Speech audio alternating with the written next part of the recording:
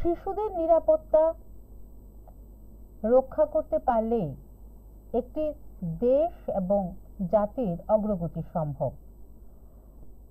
আজকের শিশু আগামী দিনের ভবিষ্যৎ, আর একটি সুস্থ এবং নীরোগ শিশুই দেশ এবং জাতিকে অগ্রগতির পথে এগিয়ে নিয়ে যেতে পারে। নমস্কার, সমাজ দর্পণে আপনাদের স্বাগত। সঙ্গে রয়েছে আমি শুভ্রস্মিতা। আর আজ আমরা অত্যন্ত আনন্দিত, আমাদের স্টুডিওতে আমরা আমন্ত্রিত অতিথি হিসেবে যাকে পেয়েছি তিনি হলেন আমাদের রাজ্যের বিশিষ্ট শিশুরোগ বিশেষজ্ঞ ডক্টর সত্যজিৎ চক্রবর্তী। নমস্কার। নমস্কার স্যার, বিটিভির পর্দায় আপনাকে স্বাগত। স্যার, প্রথমেই যেটা এখন চলছে প্রচন্ড দাবদাহ, কিছু কিছু রাজ্য বৃষ্টির দর্শন পেলেও আমরা কিন্তু এখনো বৃষ্টির সাক্ষাৎ পাইনি। আগামী দিনেও পরিস্থিতি কিন্তু আরো ভয়ঙ্কর হতে চলেছে আবহাওয়া দপ্তরের পূর্বাভাস অনুযায়ী।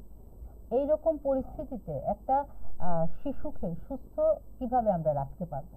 এখন তো বৈশাখ জ্যৈষ্ঠ মাসে আমরা জানি যে গরমকাল, বৈশাখের শুরুতে যে গরম শুরু হয়েছে 36°C ছাড়িয়ে যাচ্ছে। এত গরম, ভয়ঙ্কর গরম, রোদের দিকে তাকানো যায় না, চোখ জ্বলে যায়, রাস্তার দিকে তাকানো যায় না, এত গরম পড়ে যায়। তো সেই জায়গাতে আমাদের বাচ্চাদের রক্ষা করতে গেলে সরকার থেকে অবশ্য ছুটি ঘোষণা করেছেন, অনেকগুলি স্কুলে ছুটি দিয়েছেন 3 তারিখ অবধি, আবার বোধহয় বাড়াতে পারে হয়তো ছুটিটা, সে তো একটু বড় বাচ্চাদের জন্য। কিন্তু একদম ছোট্ট বাচ্চা যারা আছে তাদের মায়ের দুধ বারবার খাওয়াতে লাগবে, দরকার লাগলে আরো বেশি খাওয়াতে লাগবে মায়ের দুধ, কোনো আপত্তি নেই। কিন্তু 6 মাস বয়স পর্যন্ত মার দুধ ছাড়া যেন অন্য কিছু না খায়। আর একটু বড় যারা আর্টিফিশিয়াল খায় তাদের আপনি খাওয়াবেন এবং এক্সট্রা ফিডিং দেবেন, যাতে বাচ্চারা ডিহাইড্রেশনে না ভোগে, এবং বাচ্চাদের বেশি করে জল খাওয়াবেন যাতে বাচ্চারা ডিহাইড্রেশন না ভোগে। এটা সবচেয়ে ইম্পর্টেন্ট ব্যাপার আমাদের দেশে। গরমের সময় ডিহাইড্রেশন হয়ে যায় বাচ্চাদের, সেটাকে আমরা যেন অবশ্যই এড়াতে পারি।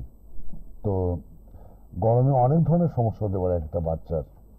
আমরা দেখেছি বাচ্চারা ফেইন্টিং এর মতো হয়ে যায়, মানে অজ্ঞানের মতো হয়ে যায়। তবে এক্সট্রিম প্রচন্ড দুর্বল হয়, যেমন বেশিরভাগ ঘুমোয়, একটা ঘুম ভাব থাকে, তাকে জাগাতে খুব কষ্ট হয়, মাথা ব্যথা থাকে, জ্বর থাকে, প্রচন্ড জল তেষ্টা থাকে, ইন্টেন্স থার্স্ট, নট পেচ্ছাপ করে না অনেক ঘন্টা ধরে, কারণ শরীরে জল শুকিয়ে যায়, তো পেচ্ছাপও তার কম হয়।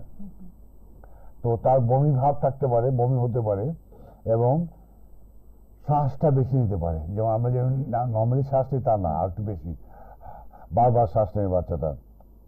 আর চামড়াগুলো একদম টিংলিং হতে পারে, এবং মাংসপেশিতে ব্যথা হতে পারে, এবং মাংসপেশিতে স্পাজম হতে পারে, খিচুড়ির মতো হতে পারে মাংসপেশিতে বাচ্চাদের। তো সেই ধরনের সমস্যা হয়। এই জন্যই আমরা বলি বাচ্চাদের যেন 10টা থেকে বিকেল 4টা পর্যন্ত কোথাও না নিয়ে বেরোনো হয় ছোট্ট বাচ্চাদের। এতে হলেই বাচ্চারা আপনার গরমে কষ্ট পাবে, এবং বাচ্চা যখনই জল খেতে চাইবে তখনই যদি তাকে জল খাওয়ানো হয় তাতে শরীরটা ঠান্ডা থাকে। বাচ্চা যেন চান করতে পারে, সুইমিং করতে পারে, এবং তার জন্য সবসময় সুপারভাইজিং করা হয় যখন সুইমিং করে বা জলে খেলা করে, যাতে কখনো সে ডুবে না যায় বাচ্চারা, সেই ভয়টা আমাদের থাকেই। তো এইসব নিয়ে আমরা এই হিটের মধ্যে বেঁচে থাকতে হবে আমাদের। তো আর বিশেষ কিছু বলার আছে কি এই সম্বন্ধে? তো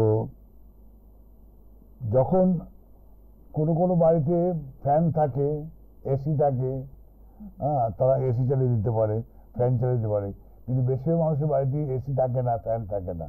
এরা কি করবে? এরা শরীর মুছে দেবে, হাওয়া করবে বাচ্চাকে। এবং আমার মনে আছে ছোটবেলায় আমি মায়ের সঙ্গে শুয়ে থাকতাম পাটির মধ্যে, মা হাওয়া করতেন, সেই পাটির মধ্যে মার কোলে শুয়ে আমি ঘুমিয়ে পড়তাম এই গরমের দিনে দুপুর বেলায়। ওরে বাবা কি গরম ছিল! এখনো গরম কম নয়, গরম অত্যন্ত বেশি। এবং এবারে যা গরম হয়েছে আমার মনে হয় অনেক বছর আমরা এত গরম দেখিনি। না, এটাই আমার তো মনে হচ্ছে এবার বোধহয় রেকর্ড গরম হয়েছে। আচ্ছা, মোটামুটি গরম সম্বন্ধে এই বলতে পারি, আমরা বাচ্চাকে হাইড্রেটেড রাখবো, বাচ্চাকে পরিচ্ছন্ন রাখবো, জল দিয়ে মুছে দেবো বারবার শরীরটা, দরকার পড়লে তাকে চান করাবো, দরকার পড়লে তাকে জল খাওয়াবো বারে বারে, জল খাওয়াবো বারে বারে, যেন জল সে কোনো অবস্থাতেই না কম খায়। তাতে কি হয়, পেচ্ছাপ কমে যায়। এই সমস্যাগুলি যেন বাচ্চা না ভোগে। তো মোটামুটি এগুলি আমরা দেখতে হবে বাচ্চাদের বেলায়। আরেকটা যেটা সমস্যা প্রায় প্রতিটা ঘরেই এখন আমরা দেখতে পাই, যে বাচ্চাদের হাঁপানি বা শ্বাসকষ্ট। হ্যাঁ, মা বাবা খুব হতাশ হয়ে যান এই রোগটার কথা শুনলে। তো এই রোগের কি পার্মানেন্ট ভাবে এর সমস্যার সমাধান সম্ভব? আছে আছে। গরম থেকে কি হয়, বাচ্চারা হাঁপিয়ে ওঠে, প্রচন্ড ইয়ে হয়, তাদের শ্বাস প্রশ্বাস বেড়ে যায়, সর্দি কাশি হয়। সর্দি কাশি হলে গলায় ব্যথা হতে পারে, গলা ব্যথা থেকে ফ্যারিঞ্জাইটিস হয়, লেরিঞ্জাইটিস হয়, এমনকি ব্রঙ্কাইটিস হয়ে তার শ্বাসকষ্ট হতে পারে। এই গরমের জন্য হতে পারে। আর শ্বাসকষ্ট হলে আজকাল চিকিৎসা করা যায়, চিকিৎসা করলে ভালো হয়ে যায়। বেশিরভাগ ক্ষেত্রে আমরা দেখেছি বাচ্চারা ভালো হয়ে যায়। অনেক সময় নেবুলাইজ করি বাচ্চাকে, একটা আছে ওষুধ দিয়ে বাচ্চাকে মুখে দিয়ে নেবুলাইজেশন করা হয়। আর নইলে বাচ্চা ইনহেলার নিতে পারে, ইনহেলার পাওয়া যায়। ইনহেলার হচ্ছে ওষুধ দিয়ে, অ্যাসপিরিন আছে ইনহেলার, অনেক ধরনের ইনহেলার পাওয়া যায়। ওষুধ মুখে দিয়ে ইনহেলার করতে পারে সকালবেলা এবং বিকেলবেলা। আর মোটামুটি এগুলি দিলেই বাচ্চারা মোটামুটি ঠিক হয়ে যায়, আর কোনো সমস্যা দেখা যায় না। তবে সবসময় একজন ভালো চিকিৎসকের শরণাপন্ন হতে হবে এইসব ক্ষেত্রে। একটা বাচ্চার জন্মের পরটাতে হাসপাতাল থেকে একটা কার্ড প্রদান করা হয়, যার মধ্যে লেখা থাকে যে বাচ্চাকে এই টিকাগুলো দিতে হবে। হ্যাঁ, তো এই টিকাগুলো একটা বাচ্চার জন্য কতটা প্রয়োজনীয়, হ্যাঁ, বা এই টিকাগুলো নিলে বাচ্চা কতটা সুস্থ থাকবে, স্বাভাবিক থাকবে? খুব প্রয়োজন। এই টিকাগুলি না নিলে অনেক ধরনের অসুখ বিসুখ হয়, যে অসুখগুলি আমরা বলি ভ্যাকসিন প্রিভেন্টেবল ইলনেসেস।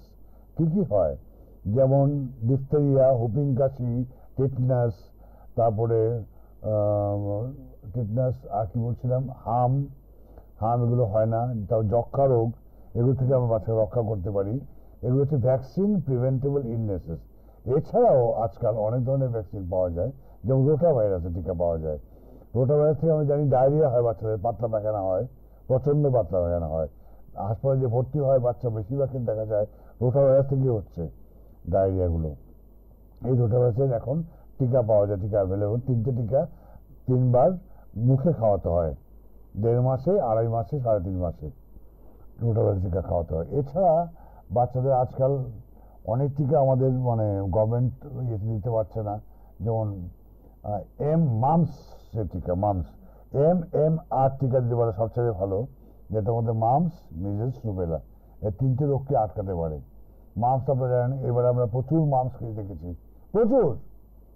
আমিও দেখেছি 100-2 কেস এইভাবে, সমস্ত আগরতলায় 1000-5 কি 6 কেস এসছে আগরতলাতে মামস কেস। গাল ফুলে যায়, জ্বর থাকে, গিলতে অসুবিধা হয়, চিবুতে অসুবিধা হয় বাচ্চার। আর জ্বর থাকে, আর প্রচন্ড ছোঁয়াচে রোগ। এই রোগটা ভয়ঙ্কর ছোঁয়াচে। একবার মামস হলে কখনো যেন সে কোথাও না যায়, তাকে সম্পূর্ণ রেস্ট রাখা দরকার, একদম বিশ্রামে থাকবে, সে যেন কোথাও না বেরোয় মামস হলে। বিশেষ হলে একই ব্যাপার। আর এছাড়া ইনফ্লুয়েঞ্জা টিকা আছে আজকাল। ইনফ্লুয়েঞ্জা টিকা 6 মাসে একবার, 7 মাসে একবার, তারপর বছরে একবার করে দিতে লাগে ইনফ্লুয়েঞ্জা টিকা। এছাড়া আছে হ্যাপাটাইটিস এ টিকা, যে এটা বড়দের জন্ডিস হয়, এই টিকাটা আমরা অ্যাভয়েড করতে পারি হ্যাপাটাইটিস এ টিকা দিয়ে। তারপর আছে টাইফয়েডের টিকা, টাইফয়েড না হওয়ার জন্যে। তারপর আছে মেনিঞ্জাইটিস টিকা, মেনিঞ্জাইটিস না হওয়ার জন্যে। নিউমোনিয়া টিকা, নিউমোনিয়া না হওয়ার জন্যে। ভ্যারিসেলা টিকা, মানে চিকেন পক্স, যেটা চিকেন পক্স হয় সেই টিকা আছে আমাদের। বাচ্চা চিকেন পক্স টিকা অবশ্যই দিতে লাগে, যাতে সে চিকেন পক্সে না ভোগে। তাছাড়া এই তো মোটামুটি টিকাগুলোর ব্যবস্থা। আর এছাড়া আরেকটা টিকা আছে মেয়েদের ক্ষেত্রে আমার বলা উচিত, 9 থেকে 14 বছর বয়সের মধ্যেই 2টো ইঞ্জেকশন। এটা হচ্ছে জরায়ুতে, সার্ভিক্সে ক্যান্সার না হওয়ার জন্য এই ভ্যাকসিন দেওয়া হয় মেয়েদের। 9 থেকে 14 বছর বয়সে 2টো, আজকে একটা, 6 মাস পরে একটা। আর 14 বছর থেকে 45 বছর পর্যন্ত 3টে লাগে, আজকে 2 মাস পরে আর 6 মাস পরে। এই 3টে ইঞ্জেকশন নিলে পরে অবশ্যই সে জরায়ুর ক্যান্সারে ভুগবে না। এই একটাই ক্যান্সারের একটা বেরিয়েছে টিকা, আমরা অবশ্যই ওটার স্কোপ নেব এবং সবাইকে নিতে যেন আমরা পরামর্শ দিই, সবাই যেন এই টিকাটা নেয়, অযথা জরায়ু ক্যান্সারে ভোগার কোনো অর্থ নেই। তাইলে আমরা বুঝতে পারছি যে হাসপাতাল থেকে আমাদের যে চার্টটা দেওয়া হলো, ওই চার্টটার মধ্যে যে যে টিকাগুলো আছে এর বাইরেও আমাদের আরো অনেক টিকা আছে, যেগুলো বললাম এতক্ষণ ধরে। তো বাইরের টিকা ওইগুলো আমাদের নিতে হবে, দেওয়া দরকার, নিশ্চয়ই দেওয়া দরকার, নিশ্চয়ই। আচ্ছা, আর এখন বলবো যে টিকা নেবার আগে এবং টিকা নেবার পরে অভিভাবক অভিভাবিকা বা বাচ্চাদের কিছু কি সতর্কতামূলক ব্যবস্থা বা কিছু নিয়ম কানুন মানার বিষয় আছে? হ্যাঁ, মা বাবা জানবেন যে ইঞ্জেকশন দেওয়া হবে বাচ্চাটাকে, মা বাবারা জেনে আসবেন এবং এটাও জানবেন যে বাচ্চারা কিছুক্ষণ কান্নাকাটি করবে, আস্তে আস্তে সেই কান্নাটা কমে যায়।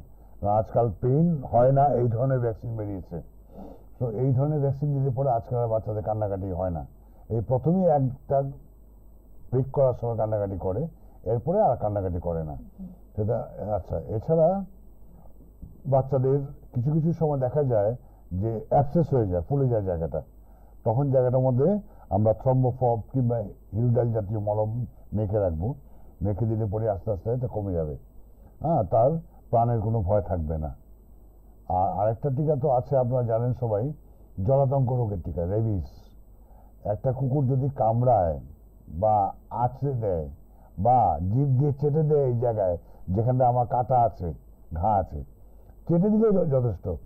সে একই ব্যাপারে বেড়াল কিংবা আমাদের যে বাদুর আছে, সেগুলি ভয়ঙ্কর জিনিস।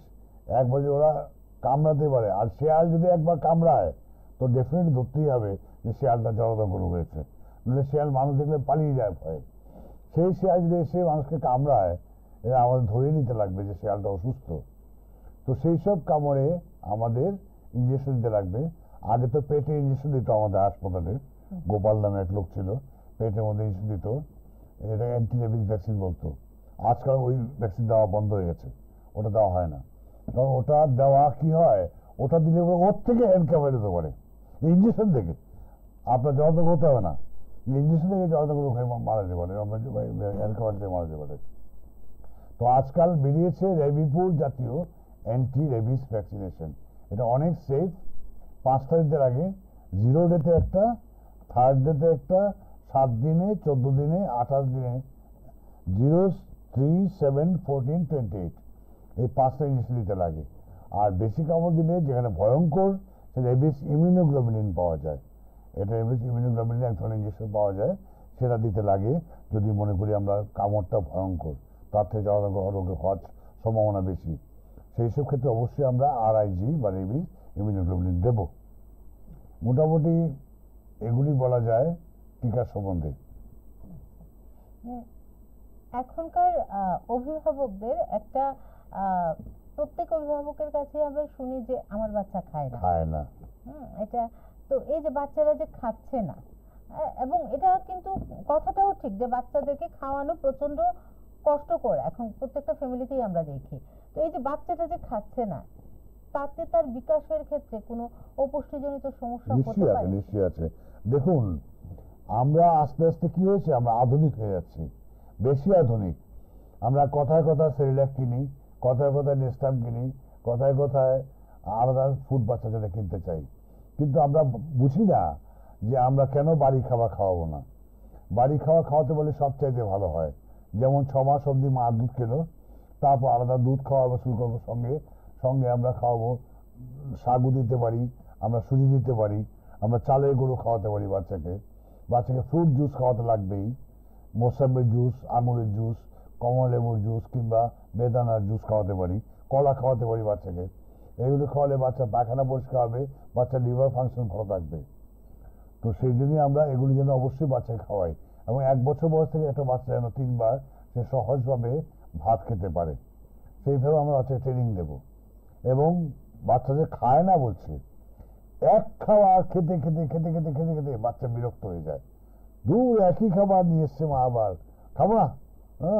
তো তার সেই ধরনের একটা সাইকোলজিক্যাল মানসিক একটা হয়, প্রবলেম হয় বাচ্চাটা খেতে চায় না। আর তখন কি হয়, আমাদের খাবারটা চেঞ্জ করতে লাগে, খাবারটা বদলে দিতে লাগে।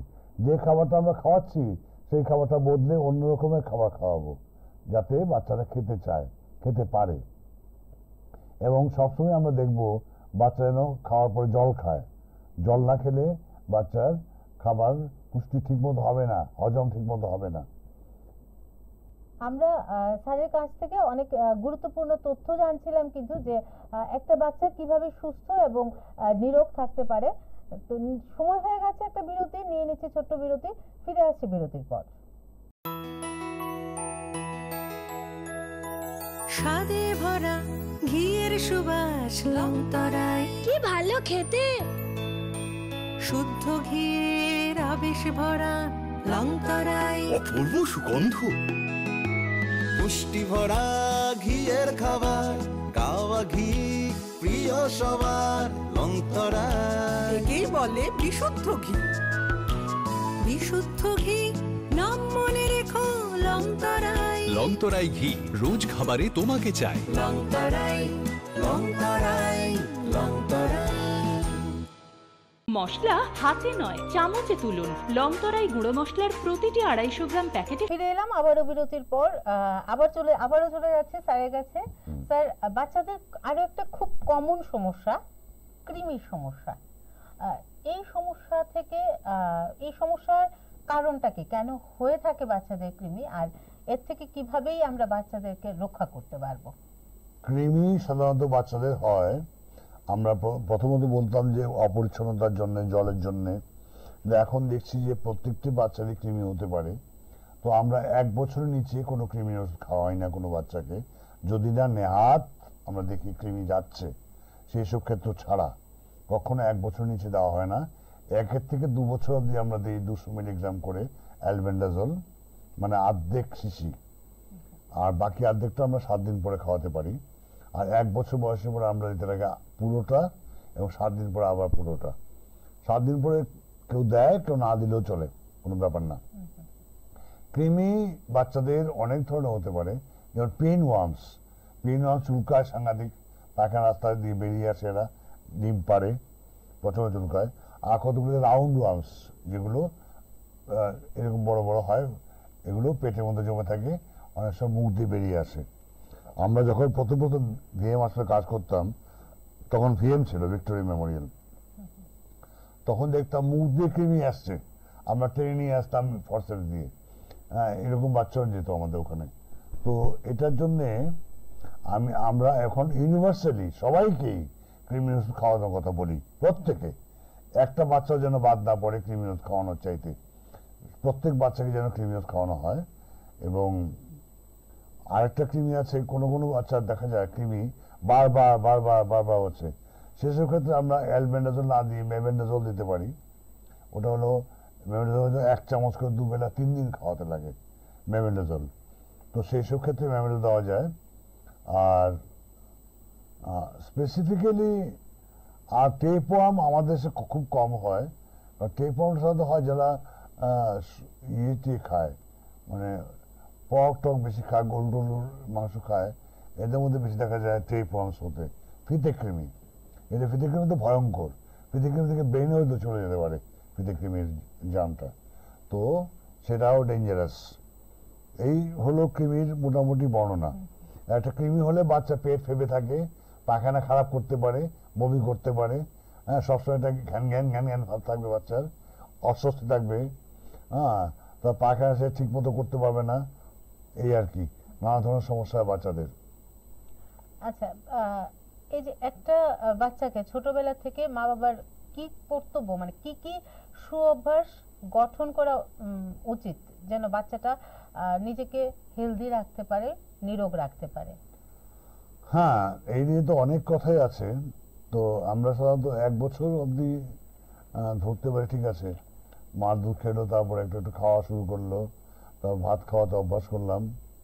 আমরা অভ্যাস করাবো যাতে আমাদের পারিবারিক খাদ্যে সে অভ্যস্ত হয়। আমরা যে পারিবারিকভাবে খাওয়া দাওয়া করি, ডাল ভাত মাছ মাংস, এগুলি যেন সে খায়, এবং সে যেন খাওয়ার আগে হাত ধুয়ে নেয় সাবান দিয়ে, খাবার পরে যেন অবশ্যই দাঁত মেজে নেয়, নইলে খাবারগুলো আটকে থাকবে পেটের মধ্যে, গ্যাস হবে, হজম হবে না, নানা ধরনের সমস্যা হতে পারে খাওয়ার পরে। আর আরেকটা কথা বলছিলাম, যিনি খাওয়াবেন উনি যেন অত্যন্ত পরিচ্ছন্নভাবে খাওয়ান, হাত সাবান দিয়ে ধুয়ে নেন, যে পাত্রে খাওয়াবেন সেই পাত্রে গরম জল দিয়ে ভালো করে ধুয়ে নেন, সেই পাত্রে বাচ্চাকে খাবার দেন। নইলে অপরিষ্কার পাত্রে খেলেই বাচ্চার পেট খারাপ হতে পারে, নানা ধরনের ডিসেন্ট্রি হতে পারে, নানা ধরনের সমস্যা হতে পারে বাচ্চার।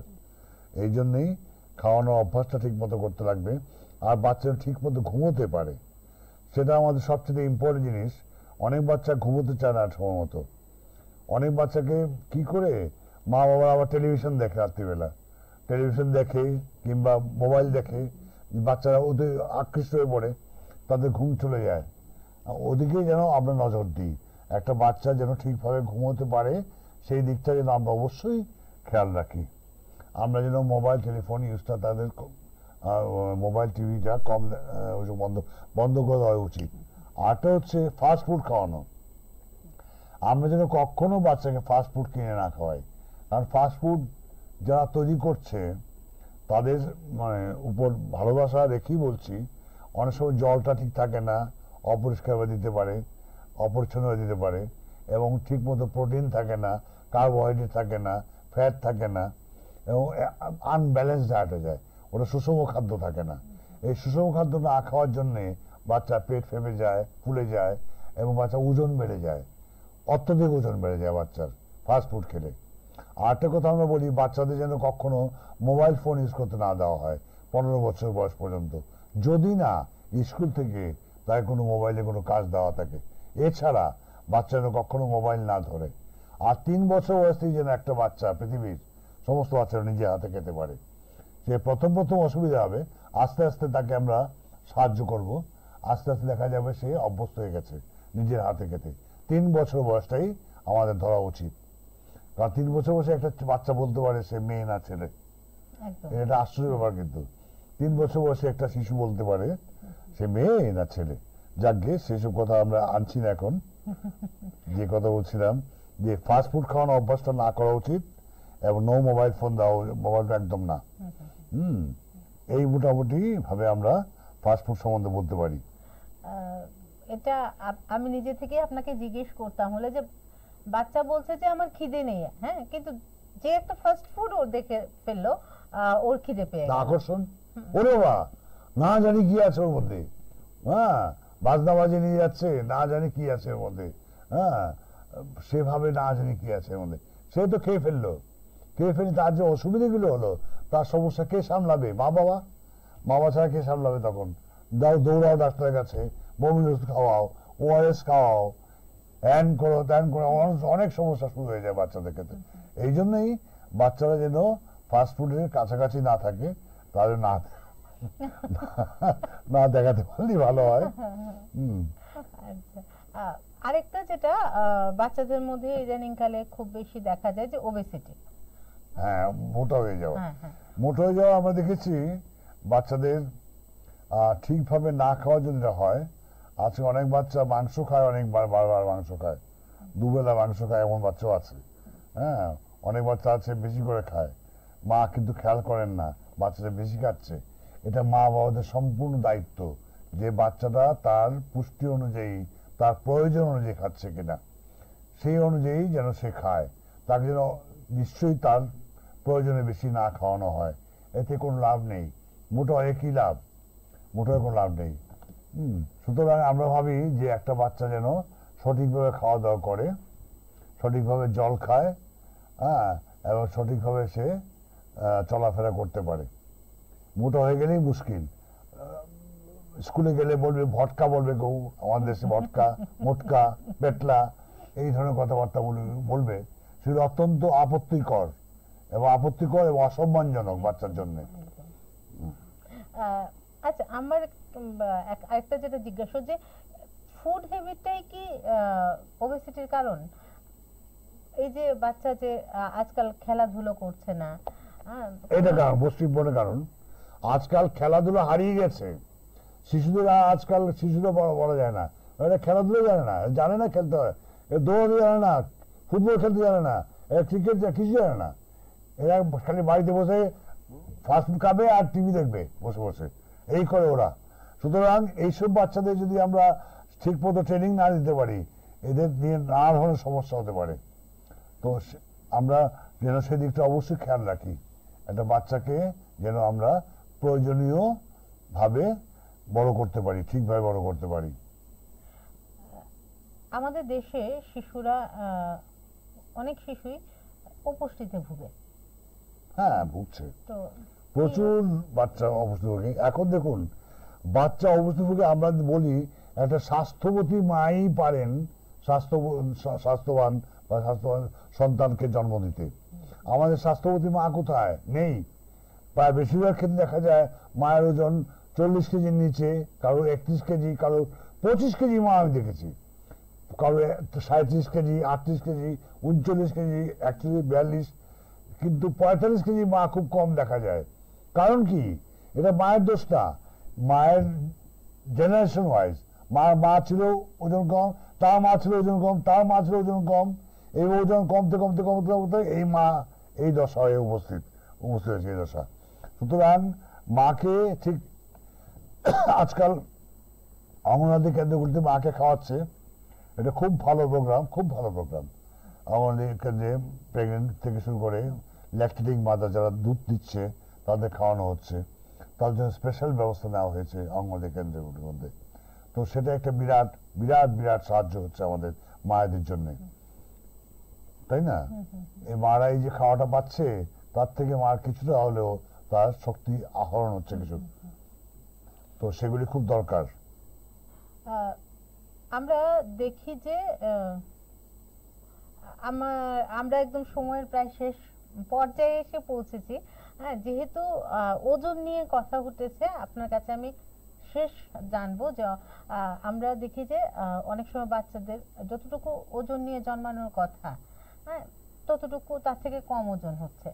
তো এই ক্ষেত্রে মানে কিভাবে স্বাভাবিকভাবে একটা বাচ্চা জন্ম হয় আমাদের দেশে 2.5 কেজি থেকে 3.5 কেজির মতো হয় নর্মালি। 2.5 নিচে হলে আমরা বলি লো বার্থ ওয়েট, কম ওজনের বাচ্চা, আর 1.5 কেজি হলে আরো কম ওজনের বাচ্চা, আর লেস দেন 1 কেজি হলে এক্সট্রিমলি লো ওয়েট, অত্যন্ত কম ওজনের বাচ্চা। এইসব ক্ষেত্রে আমাদের এনআইসিতে রাখতে লাগে এসব বাচ্চাদের, এনআইসিতে ওরা থাকে, ঠিক আছে, চিকিৎসা করা হয়। কিন্তু আর বেশি ওজনের বাচ্চা হতে পারে, মোর দেন 2.5 কেজি, মোর দেন 4 কেজি, এরকম হতে পারে বাচ্চা। তো বাচ্চার ওজন সাধারণত আমরা দেখি প্রতি মাসে, এক বছর বাচ্চা ধরলাম, প্রতি মাসে সে 800 গ্রাম করে বাড়বে প্রথম 4 মাস, তারপর 4 মাস প্রতি মাসে 700 গ্রাম করে বাড়বে, তারপর 4 মাস প্রতি মাসে বাড়বে সে 600 গ্রাম করে। অন্যভাবে বলা যায় একটা বাচ্চার ওয়েট বাড়ে দ্বিগুণ 5 মাসে, 3 গুণ 1 বছর বয়সে।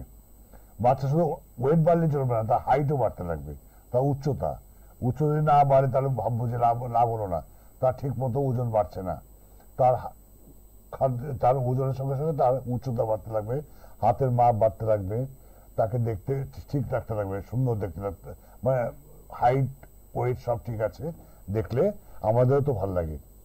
তো সেরকম বাচ্চা আমরা চাই যেন প্রত্যেকেই হয়, কারণ এরা আমাদের দেশের নাগরিক, আমাদের ভবিষ্যৎ নাগরিক। আমরা চলে যাবো কিন্তু এরা থাকবে, এরা আমাদের দেশকে চালিয়ে নিয়ে যাবে, এরা আমাদের দেশের ভবিষ্যৎ, তাই না? এইসব বাচ্চাদের ক্ষেত্রে যেন কখনো কোনো অবহেলা না করি আমরা। বাচ্চার অবহেলা করা মানে পাপ, আমি মনে করি। পাপ বলতে ঠিকই আছে, ঈশ্বর আমাদের আশীর্বাদ করবেন না সেই সব ক্ষেত্রে।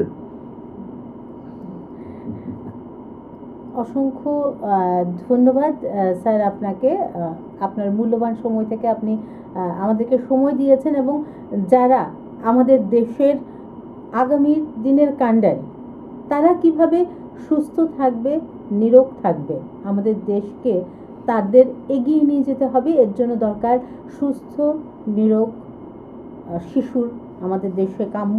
আর সেই সম্পর্কে আমরা স্যারের কাছ থেকে অনেক গুরুত্বপূর্ণ বিষয় জানলাম।